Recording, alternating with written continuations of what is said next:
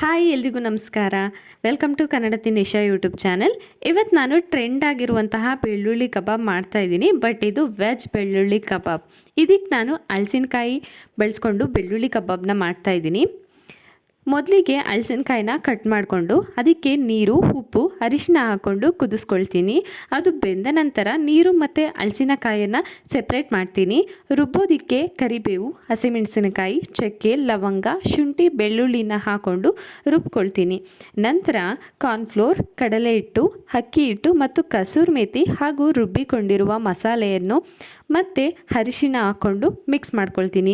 ಅದಕ್ಕೆ ಸ್ವಲ್ಪ ಮೊಸರನ್ನ ಹಾಕ್ಕೊಂಡು ಮತ್ತೆ ಮಿಕ್ಸ್ ಮಾಡ್ತೀನಿ. ನಂತರ ಬೇಯಿಸಿಟ್ಟಿರುವ ಹಲಸಿನಕಾಯನ್ನು ಹಾಕ್ಕೊಂಡು ಚೆನ್ನಾಗಿ ಮಿಕ್ಸ್ ಮಾಡ್ಕೊಳ್ತೀನಿ.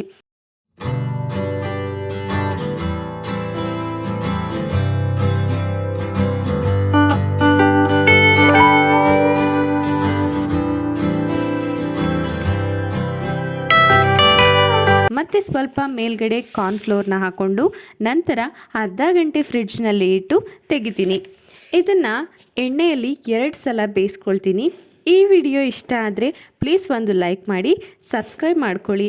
ನೀವು ಮನೆಯಲ್ಲಿ ಟ್ರೈ ಮಾಡಿ ಹಾಗೆ ಹೇಗೆ ಬಂತು ಅಂತ ಕಮೆಂಟ್ ಮಾಡಿ.